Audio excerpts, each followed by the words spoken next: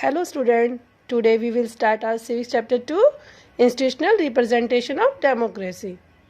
Students, in last chapter we have read about democracy. What type of democracy we have in India?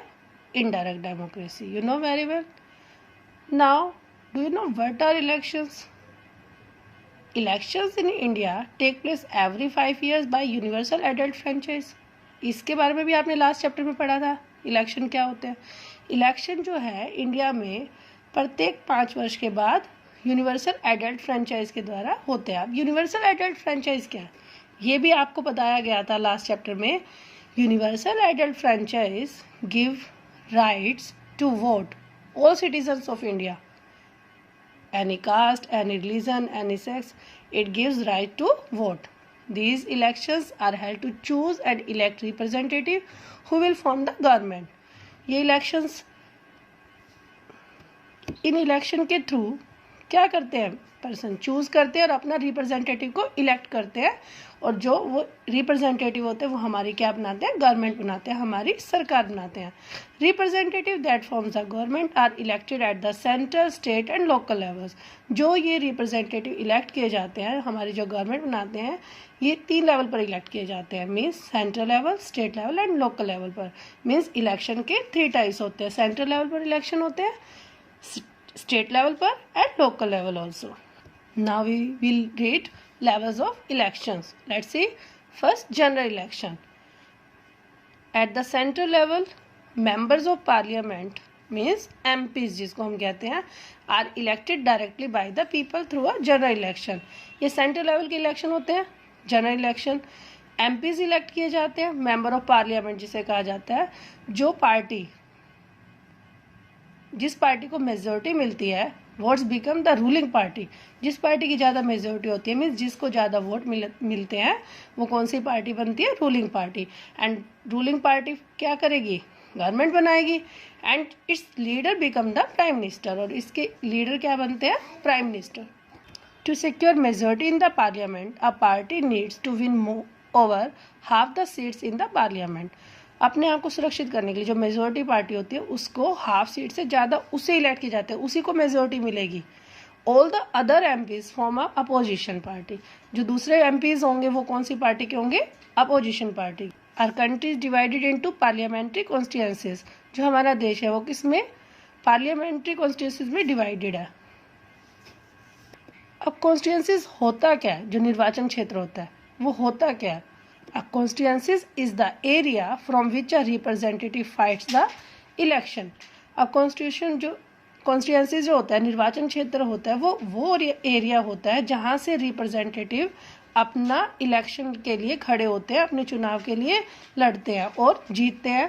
People elect one representative from each constituencies who then become the an MP. लोग क्या करते हैं? अपने representative को elect करते हैं अपने निर्वाचन क्षेत्र से, और वो क्या बनता है? वहाँ का एमपी बनता है. जो नंबर होते हैं पार्लियामेंट्री कॉन्स्टिट्यूएंसीज के, वो किसके ऊपर डिपेंड होते हैं? उस स्टेट की पॉपुलेशन के ऊपर. The number of parliamentary constituencies in a state depends upon the size and population of the state. उस स्टेट की जनसंख्या के ऊपर डिपेंड होता है. Student, do you know how many seats of MP in Haryana? Yes, I am telling you, keep it in mind, 10 seats. There are currently 543 constituencies. Lok Sabha की सीटें कितनी है? 543. Maximum size of the Lok Sabha is 552 members made up of 530 members representative people of the states. 530 है वो तो state के लोग की सीट होगी, स्टेट्स की सीट है. And 20 from the union territories and 2 are nominated by the president. Next one is assembly election. At the state level, assembly elections are held. State level पर assembly elections held किए जाते हैं. ये भी प्रत्येक 5 वर्ष के अंतराल पर होते हैं. Here, members of legislative assembly are elected. यहाँ पर लेजिस्लेटिव असेंबली के मेंबर इलेक्ट किए जाते हैं, मीन्स विधानसभा के सदस्यों को इलेक्ट किया जाता है. जैसे जनरल इलेक्शन में एमपीज इलेक्ट किए जाते थे, यहाँ पर उन्हें एमपीज कहा जाता था, बट यहाँ पर स्टेट लेवल पे जो होते हैं इन्हें एमएलएज कहा जाता है. Next one is election to local bodies. At the local level election involve elections of local bodies such as पंचायती जो पंचायत लेवल पे होते हैं, municipal committees and municipal corporation, जो आपके लोकल लेवल पर होते हैं, आपके वार्ड के भी जो इलेक्शन होते हैं, जो आपके वार्ड से इलेक्ट किया जाता है। अब जो ये इलेक्शन होते हैं, इन्हें कंडक्ट कौन कराता है? Let's no. Election commission. The election commission is the apex body that conducts election. जो इलेक्शन कमीशन होता है वो हाईएस्ट बॉडी होती है जो क्या कंडक्ट कराती है? हमारे election. Its head is called the chief election commissioner. इसके हेड को किस नाम से जाना जाता है? Chief election commissioner.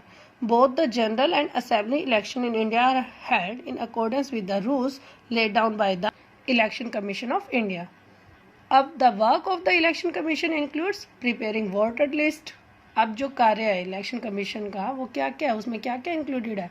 प्रिपेयर करना वोटर्स की लिस्ट को, कैंडिडेट लिस्ट को जो वोट देने वाले हैं, अनाउंसिंग द डेट्स, किस दिन डेट होंगे, फॉर वोटर रजिस्ट्रेशन की, फिलिंग करने की, फॉर्म फिल करने की, नॉमिनेशन फॉर्म जो फिल किए जाते हैं, and withdrawal bye candidates, counting of votes, जब वोटों की काउंटिंग होती है उनको, and finally declaring the result also, कि फाइनली क्या डिक्लेयर करना, रिजल्ट, कौन सी पार्टी विनिंग पार्टी है। ये सब काम कौन करता है? Election commission. The election commission also lays down the common code of conduct for the political parties. The political parties select their candidates after which the candidates file the nomination paper. जब candidate nomination form fill कर लेते हैं, political party किसको select करती है? अपने candidate को, कि कौन सा कैंडिडेट फाइल नामांकन का जो पेपर है वो फिल करेगा. The election commission verifies the information provided by the candidate in the nomination papers. अब इलेक्शन कमीशन की और क्या ड्यूटी बनती है? वो वेरीफाई करता है जो फाइल नॉमिनेशन ने फिल की है उसकी इन्फॉर्मेशन, मतलब चेक करता है कि गिव्स कंप्लीट इन्फॉर्मेशन, उसकी जो प्रोवाइड की है उसे चेक करता है जो भी उसने नॉमिनेशन पेपर में फिल किया है, and gives a go ahead और ask the candidate to withdraw his और नेम, और फिर उसे आगे का प्रोसीजर शुरू करता है. Thereafter the campaign start. उसके बाद आपको पता है ये कैंपेनिंग स्टार्ट हो जाता है, जो अभियान वोटिंग के लिए हमें वोट दीजिए. अब पॉलिटिकल कैंपेनिंग क्या होती है? Is an organise effort which seeks to influence the voters to vote for the public political party. अब पॉलिटिकल कैंपेनिंग होती क्या है? वो ऑर्गेनाइज की जाती है. अब प्रयत्न किए जाते हैं, लोगों को स्पीच दी जाती है या वोटर्स वोट इलेक्ट करने के लिए प्रिपरेशन की जाती है कि हमें वोट दीजिए. During the campaigning candidate share their ideas, goals and visions for the country with the voters. These promises and ideas form the manifesto. उनके घोषणा पत्र बनते हैं. ये जो भी वो promises करते हैं कि हम आपके यहाँ ये लेकर आएंगे, लाइट की पूरी सुविधाएं देंगे, या आपको जॉब प्रोवाइड की जाएगी, या शेड्यूल कास्ट के लिए ये होगा, जो भी वो promises करते हैं उनके आइडियाज़ जो होते हैं, उनका जो मोटो होता है वो किस में होता है? मैनिफेस्टो, उनका घोषणा पत्र. An election manifesto is a written statement issued by a political party that lists the party's policies and programs for the country. These are later the winning candidate's political agenda. बाद में क्या होता है? जो winning candidate होता है इसका political agenda, जिसे के नाम से जाना जाता है. Political agenda क्या होता है? Is a set of policies laid out by a government. Political agenda जो नीति जो सेट की जाती है, जो गवर्नमेंट के द्वारा लागू की जाती है, दिस इज पॉलिटिकल एजेंडा. राजनीतिक जो अभियान हो गया उनकी द्वारा की जाती है. Thank you. In next video we will discuss about the types of party system.